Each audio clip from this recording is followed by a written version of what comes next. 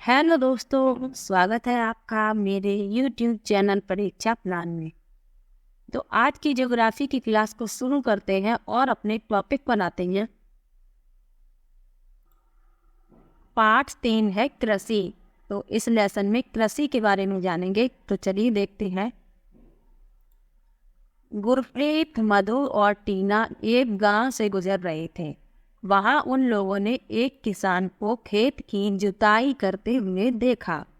किसान ने उन लोगों से कहा कि वह गेहूं की बुआई करने जा रहा है और मृदा को अधिक उपजाऊ बनाने के लिए खाद भी डाला है। उसने बच्चों से कहा कि गेहूं मंडी में अच्छी कीमत पर बिकेगा, जहां से उसे आटे में परिवर्तित करके कारखाने में डबल रोटी और बिस्कुट बनाने के लिए ले जाया जाएगा। पौधे से परिष्कृत उत्पाद तक के रूपांतरण में 3 प्रकार की आर्थिक क्रियाएं सम्मिलित हैं। ये प्राथमिक, द्वितीयक और तृतीयक क्रियाएं हैं। प्राथमिक क्रियाओं के अंतर्गत उन सभी क्रियाओं को शामिल किया जाता है जिनका संबंध प्राकृतिक संसाधनों के उत्पादन और निष्कर्षण से है। कृषि, मत्स्यन और संग्रहण इनके अच्छे उदाहरण हैं। द्वितीयक क्रियाएं इन संसाधनों के प्रसंस्करण से संबंधित हैं। इस्पात विनिर्माण, डबल रोटी पकाना और कपड़ा बुनना इन क्रियाओं के उदाहरण हैं। तृतीयक क्रियाएं प्राथमिक और द्वितीयक क्षेत्र को सेवा कार्यों द्वारा सहयोग प्रदान करती हैं। यातायात, व्यापार, बैंकिंग, बीमा और विज्ञापन तृतीयक क्रियाओं के उदाहरण हैं। तो इसमें प्राथमिक, द्वितीयक और तृतीयक क्रियाएं बताई गई हैं। तो इनके बारे में यहाँ पर लिखा है। कृषि, मत्स्यन ये प्राथमिक क्रियाओं के उदाहरण हैं। इस्पात विनिर्माण, डबल रोटी पकाना, कपड़ा बुनना ये द्वितीयक क्रियाएं हैं। और तृतीयक क्रियाएं कौन कौन सी हैं? यातायात, व्यापार, बैंकिंग, बीमा और विज्ञापन। आगे लिखा है कृषि एक प्राथमिक क्रिया है। फसलों, फलों, सब्जियों, फूलों को उगाना और पशुधन पालन इसमें शामिल है। विश्व में 50% लोग कृषि से संबंधित क्रियाओं में संलग्न हैं। भारत की 2/3 जनसंख्या अब तक कृषि पर निर्भर है।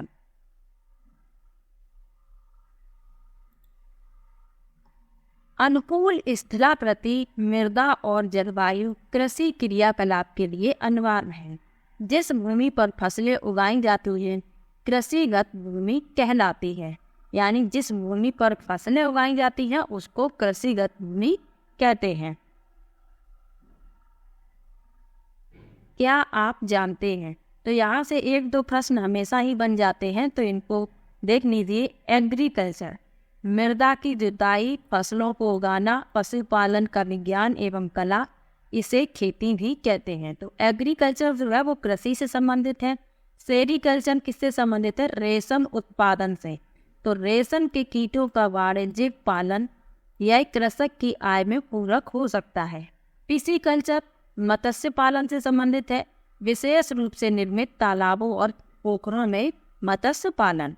विटीकल्चर द्राक्षा कृषि यानी अंगूर की खेती। हॉर्टिकल्चर उद्यान कृषि, वाणिज्यिक उपयोग के लिए सब्जियों, फूलों और फलों को उगाना। कृषि तंत्र, कृषि या खेती को एक तंत्र के रूप में देखा जा सकता है। इसके महत्वपूर्ण निवेश बीज, उर्वरक, मशीनरी और श्रमिक हैं। जुताई, बुआई, सिंचाई, निराई, कटाई इसकी कुछ संक्रियाएं हैं। इस तंत्र के निर्गतों के अंतर्गत फसल, ऊन, डेयरी और कुक्कुट उत्पाद आते हैं। विश्व में कृषि विभिन्न तरीकों से की जाती है। भौगोलिक दशाओं, उत्पाद की मांग, श्रम और प्रौद्योगिकी के स्तर के आधार पर कृषि 2 मुख्य प्रकारों में वर्गीकृत की जा सकती है। ये है निर्वाह कृषि और वाणिज्यिक कृषि। तो कृषि जो है 2 मुख्य रूपों में इसको विभाजित किया गया है, निर्वाह कृषि और वाणिज्यिक कृषि। तो चलिए इनके बारे में जानते हैं। सबसे पहले जानते हैं निर्वाह कृषि के बारे में। इस प्रकार की कृषि कृषक परिवार की आवश्यकताओं को पूरा करने के लिए की जाती है। पारंपरिक रूप से कम उपज प्राप्त करने के लिए निम्न स्तरीय प्रौद्योगिकी और पारिवारिक श्रम का उपयोग किया जाता है। निर्वाह कृषि को पुनः गहन निर्वाह कृषि और आदिम निर्वाह कृषि में वर्गीकृत किया जा सकता है। तो निर्वाह कृषि को पुनः गहन निर्वाह कृषि और आदिम निर्वाह कृषि में विभाजित किया गया है। तो अब इनके बारे में यहाँ लिखा है। निर्वाह गहन निर्वाह कृषि में किसान एक छोटे भूखंड पर साधारण औजारों और अधिक श्रम से खेती करता है। अधिक धूप वाले दिनों से युक्त जलवायु और उर्वर मृदा वाले खेत में एक वर्ष में एक से अधिक फसलें उगाई जा सकती हैं। चावल मुख्य फसल होती है। अन्य फसलों में गेहूं, मक्का, दलहन और तिलहन शामिल है। गहन निर्वाह कृषि दक्षिण पूर्वी और पूर्वी एशिया की सघन जनसंख्या वाले मानसूनी प्रदेशों में प्रचलित है। आदिम निर्वाह कृषि, तो इसके बारे में जानते हैं कि आदिम निर्वाह कृषि में स्थानांतरी कृषि और चलवासी पशुचारण शामिल है। यहाँ एक महत्वपूर्ण बात लिखी है कि जैविक कृषि के बारे में लिखा है। इस प्रकार की कृषि में रासायनिक खादों के स्थान पर जैविक खाद और प्राकृतिक कीटनाशी का उपयोग किया जाता है। फसलों का उत्पादन बढ़ाने के लिए कोई आनुवांशिक रूपांतरण नहीं किया जाता। ये जैविक कृषि के बारे में लिखा है। आगे बढ़ते हैं। स्थानांतरी कृषि अमेजन बेसिन के सघन वन क्षेत्रों, उष्णकटिबंधीय अफ्रीका, दक्षिण पूर्व एशिया और उत्तर पूर्वी भारत के भागों में प्रचलित है। ये भारी वर्षा और वनस्पति के तीव्र पुनर्जनन वाले क्षेत्र हैं। वृक्षों को काट कर जलाकर भूखंड को साफ किया जाता है, तब राख को मृदा में मिलाया जाता है तथा मक्का, रतालू, आलू, कसावा जैसी फसलों को उगाया जाता है। भूमि की उर्वरता की समाप्ति के बाद वह भूमि छोड़ दी जाती है और कृषक नए भूखंड पर चला जाता है। स्थानांतरी कृषि को कर्तन एवं दहन कृषि के रूप में भी जाना जाता है। तो स्थानांतरी कृषि से प्रश्न पूछा जाता है, तो इसके बारे में याद रखिएगा इन महत्वपूर्ण बातों को। आगे लिखा है चलवासी पशुचारण। तो सहारा के अर्ध शुष्क और शुष्क प्रदेशों में मध्य एशिया और भारत के कुछ भागों जैसे राजस्थान तथा जम्मू और कश्मीर में प्रचलित है। इस प्रकार की कृषि में पशुचारक अपने पशुओं के साथ चारे और पानी के लिए एक स्थान से दूसरे स्थान पर निश्चित मार्गों से घूमते हैं। इस प्रकार की गतिविधि जलवायविक बाधाओं और भूभाग की प्रतिक्रिया स्वरूप उत्पन्न होती है। पशुचारक मुख्यतः भेड़, ऊंट, मवेशी या और बकरियां पालते हैं। ये पशुचारकों और उनके परिवारों के लिए दूध, मांस, ऊन, खाल और अन्य उत्पाद उपलब्ध कराते हैं। तो शुष्क प्रदेशों में जब पानी की कमी हो जाती है, तो ये जो पशुचारक हैं अपने पशुओं के साथ पानी के लिए एक स्थान से दूसरे स्थान पर निश्चित मार्गों से घूमते हैं। अब यहाँ कुछ लिखा है कि स्थानांतरी कृषि विश्व के विभिन्न भागों में विभिन्न नामों से जानी जाती है। तो इनको जानना बहुत आवश्यक है कि जूमिंग कहते हैं उत्तर पूर्वी भारत में, मिल्पा कहते हैं मैक्सिको में, रोका कहते हैं ब्राजील में और लदांग कहते हैं मलेशिया में। तो इन चारों को याद रखना है। अब जानते हैं वाणिज्यिक कृषि के बारे में। वाणिज्यिक कृषि में फसल उत्पादन और पशुपालन बाजार में विक्रय हेतु किया जाता है। इसमें विस्तृत कृषि क्षेत्र और अधिक पूंजी का उपयोग किया जाता है। अधिकांश कार्य मशीनों के द्वारा किया जाता है। वाणिज्यिक कृषि में वाणिज्यिक अनाज कृषि, मिश्रित कृषि और रोपण कृषि शामिल है। तो ये यहाँ पर आप चित्र में देख सकते हैं, ये गन्ने की फसल है और ये वाणिज्यिक फसल है। आगे लिखा है वाणिज्यिक अनाज कृषि। वाणिज्यिक अनाज कृषि में फसलें वाणिज्यिक उद्देश्य से उगाई जाती हैं। गेहूं और मक्का सामान्य रूप से उगाई जाने वाली फसलें हैं। उत्तर अमेरिका, यूरोप और एशिया के शीतोष्ण घास के मैदान वाणिज्यिक अनाज कृषि के प्रमुख क्षेत्र हैं। ये क्षेत्र सैकड़ों हेक्टेयर के बड़े फार्मों से युक्त विरल आबादी वाली हैं, अत्यधिक ठंड वर्धन काल को बाधित करती है और केवल एक ही फसल उगाई जा सकती है। आगे लिखा है मिश्रित कृषि के बारे में। तो इसके बारे में जानते हैं कि मिश्रित कृषि में भूमि का उपयोग भोजन व चारे की फसलें उगाने और पशुधन पालने के लिए किया जाता है। यह यूरोप, पूर्वी संयुक्त राज्य अमेरिका, अर्जेंटीना, दक्षिण पूर्वी ऑस्ट्रेलिया, न्यूजीलैंड और दक्षिण अफ्रीका में प्रचलित है। अब रोपड़ कृषि के बारे में जानते हैं। रोपड़ कृषि वाणिज्यिक कृषि का एक प्रकार है जहां चाय, कहवा, काजू, रबड़, केला अथवा कपास की एकल फसल उगाई जाती है। इसमें बृहद पैमाने पर श्रम और पूंजी की आवश्यकता होती है। उत्पाद का प्रसंस्करण खेतों पर ही या निकट के कारखानों में किया जाता है। इस प्रकार इस कृषि में परिवहन जाल के विकास की अनिवार्यता होती है। रोपड़ कृषि के मुख्य क्षेत्र विश्व के उष्णकटिबंधीय प्रदेशों में पाए जाते हैं। मलेशिया में रबड़, ब्राजील में कहवा, भारत और श्रीलंका में चाय इसके कुछ उदाहरण हैं। तो अब मुख्य फसलों के बारे में जानते हैं। बढ़ती हुई जनसंख्या की आवश्यकताओं को पूरा करने के लिए विविध प्रकार की फसलें उगाई जाती हैं। फसलें कृषि आधारित उद्योगों के लिए कच्चे माल की आपूर्ति करती हैं। गेहूं, चावल, मक्का और बाजरा मुख्य खाद्य फसलें हैं। जूट और कपास रेशेदार फसलें हैं। चाय और कहवा मुख्य पेय फसलें हैं। तो अब चावल की फसल के बारे में जानते हैं। यह विश्व की मुख्य खाद्य फसल है। यह उपोष्णकटिबंधीय प्रदेशों का मुख्य आहार है। चावल के लिए उच्च तापमान, अधिक आर्द्रता एवं वर्षा की आवश्यकता होती है। यह फसल चीका युक्त जलोढ़ मृदा जिसमें जल रोकने की क्षमता हो में सर्वोत्तम ढंग से पैदा होती है। यानी ये पानी की फसल है, इसके लिए अधिक जल की आवश्यकता होती है और उस मिट्टी में ये अधिक होती है जिसमें जल को रोकने की क्षमता अधिक हो। चीन चावल उत्पादन में अग्रणी है। इसके बाद क्रमशः भारत, जापान, श्रीलंका और मिस्र है। अनुकूल जलवायविक दशाओं जैसे पश्चिमी बंगाल और बांग्लादेश में एक वर्ष में 2 से 3 फसलें उगाई जाती हैं।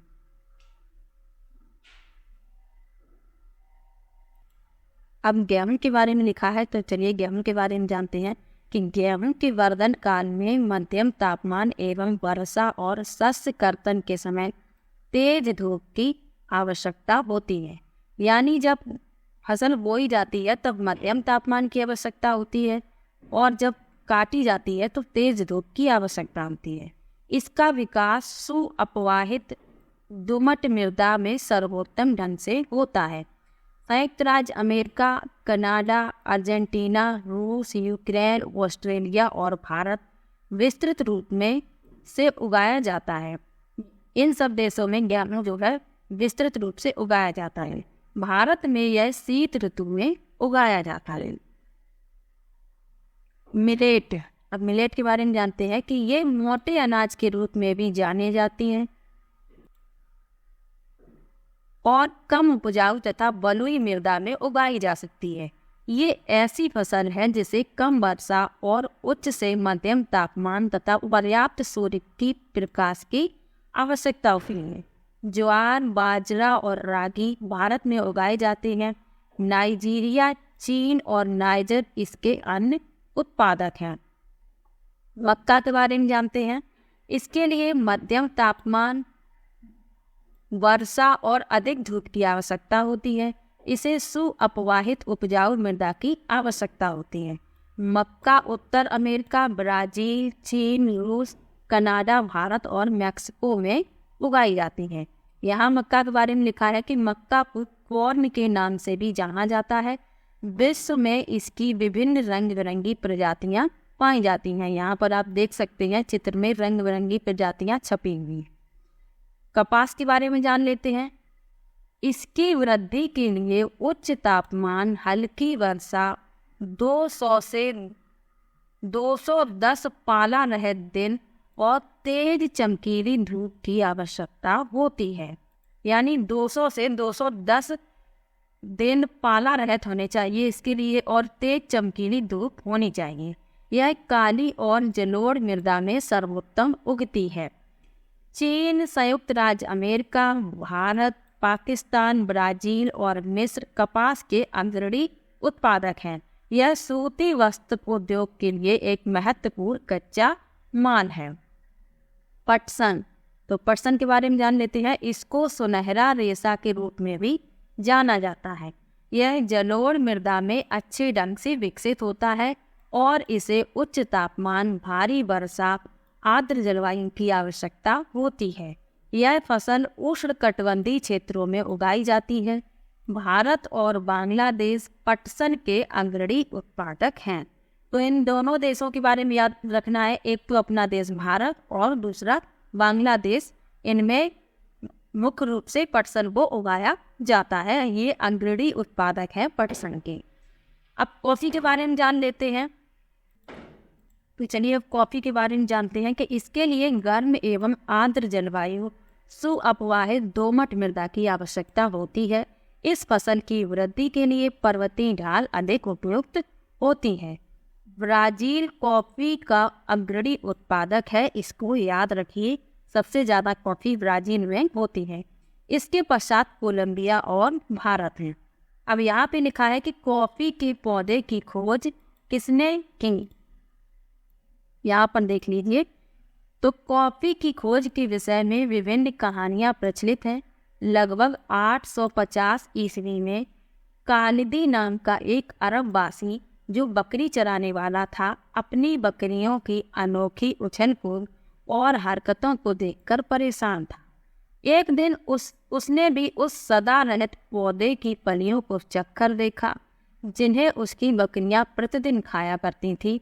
उसने आनंद के भाव का अनुभव करने के बाद अपनी खोज के विषय में संसार को बताया। तो इस प्रकार कॉफ़ी की खोज हुई। आगे लिखा है चाय। तो चलिए चाय के बारे में जान लेते हैं कि चाय बागानों में उगाई जाने वाली एक पेय फसल है। इसकी कोमल पत्तियों की वृद्धि के लिए ठंडी जलवायु और वर्ष भर संवितरित उच्च वर्षा की आवश्यकता होती है। इसके लिए सुअपवाहित दोमट मृदा और मंद ढाल की आवश्यकता होती है। पत्तियों को चुनने के लिए अधिक संख्या में श्रमिकों की आवश्यकता होती है। कृषि का विकास। तो कृषि का विकास कैसे हुआ इसके बारे में जानते हैं। कृषि विकास का संबंध बढ़ती जनसंख्या की बढ़ती मांग को पूरा करने के लिए कृषि के उत्पादन को बढ़ाने की दिशा में किए जाने वाले प्रयासों से है। यह कई तरीकों से प्राप्त किया जा सकता है, जैसे बोए गए क्षेत्र में विस्तार करके, बोई जाने वाली फसलों की संख्या बढ़ाकर, सिंचाई सुविधाओं में सुधार करके, उर्वरता और उच्च उपज देने वाले बीजों के प्रयोग द्वारा। कृषि का मशीनीकरण भी कृषि के विकास का एक अन्य पहलू है। कृषि के विकास का चरम लक्ष्य खाद्य सुरक्षा को बढ़ाना है। कृषि का विकास विश्व के विभिन्न भागों में विभिन्न गतियों से हुआ है। अधिक जनसंख्या वाले विकासशील देश अधिकतर गहन कृषि करते हैं, जहाँ छोटी जोतों पर सामान्यतः जीविकोपार्जन के लिए फसलें उगाई जाती हैं। बड़ी जोतें वाणिज्यिक कृषि के लिए अधिक उपयुक्त होती हैं, जैसे संयुक्त राज्य अमेरिका, कनाडा और ऑस्ट्रेलिया में। आओ हम दो फार्मों, एक भारत और दूसरे संयुक्त राज्य अमेरिका के वस्तु स्थिति अध्ययनों की सहायता से विकासशील और विकसित देशों की कृषि के विषय में जानें। तो चलिए जानते हैं यहाँ पर भारत का एक फार्म। तो एक भारत के फार्म के बारे में लिखा है। उत्तर प्रदेश के गाजीपुर जिले में आदिलाबाद का एक छोटा सा गांव है। मुन्ना लाल इस गांव का एक छोटा किसान है, जिसके पास लगभग 1.5 हेक्टेयर का एक फार्म है। उसका आवास मुख्य गांव में है। वह अधिक उपज देने वाले बीजों को बाजार से वर्षों के एकांतर पर खरीदता है। उसकी भूमि उर्वर है और वह वर्ष में कम से कम 2 फसलें सामान्यतः गेहूं या चावल और दालें उगाता है। किसान अपने मित्रों और बुजुर्गों के साथ साथ सरकारी कृषि अधिकारियों से कृषि कार्यों के संबंध में सलाह लेता है। वह अपने खेत की जुताई के लिए भाड़े पर ट्रैक्टर लेता है। यद्यपि उसके कुछ मित्र अभी भी बैलों से खेतों को जोतने की परंपरागत विधि का प्रयोग करते हैं। समीप के एक खेत में एक नलकूप है जिसे वह अपने खेत की सिंचाई के लिए भाड़े पर लेता है। मुन्ना लाल के पास 2 भैंस और कुछ मुर्गियां भी हैं। वह निकट के शहर में स्थित सहकारी भंडार में दूध बेचता है। वह वहां का एक सदस्य है। सहकारी समिति उसके जानवरों के लिए चारे के प्रकार, पशुधन के स्वास्थ्य के सुरक्षात्मक उपायों और कृत्रिम गर्भाधान के संबंध में भी सलाह देती है। कृषि के विविध कार्यों में परिवार के सभी सदस्य उसकी सहायता करते हैं। कभी कभी वह बैंक या कृषि सहकारी समिति से बीजों की उच्च उपज वाली किस्मों और औजारों को खरीदने के लिए ऋण लेता है। वह अपने उत्पाद को निकट के शहर में स्थित मंडी में बेचता है। अधिकांश किसानों के पास भंडारण सुविधाओं की कमी होती है, इसलिए वे बाजार के अनुकूल न होने पर भी अपने उत्पादों को बेचने के लिए विवश होते हैं। हाल के वर्षों में सरकार ने भंडारण की सुविधाओं के विकास के लिए कुछ कदम उठाए हैं।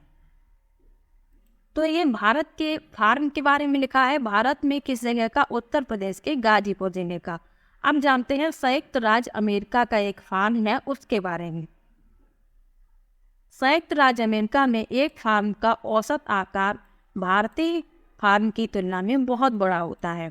संयुक्त राज्य अमेरिका में एक प्रारूपिक फार्म का आकार 250 हेक्टेयर का होता है।